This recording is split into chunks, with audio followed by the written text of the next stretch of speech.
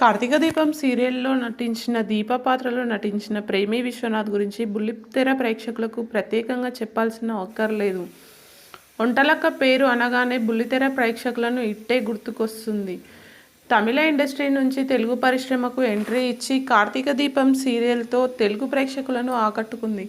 తాజాగా ఈ అమ్మడు ఓ ఇంటర్వ్యూకు హాజరై పలు ఇంట్రెస్టింగ్ విషయాలు పంచుకుంది. కెరియర్ కోసం నా పిల్లల్ని వదిలి నేను తెలుగు పరిశ్రమకు వచ్చాను. నా భర్త దగ్గర అస్సలు ఉండను అని తెలిపింది. అప్పుడు మీ హస్బెండ్కి కోపం రాదా అని యాంకర్ ప్రశ్నించగా, నేను నిజం చెప్పాలంటే నేను కేరళలో ఉన్నప్పుడు తను కేరళలో ఉండడు. నేను హైదరాబాద్లో ఉన్నప్పుడు తను హైదరాబాద్లో ఉండడు.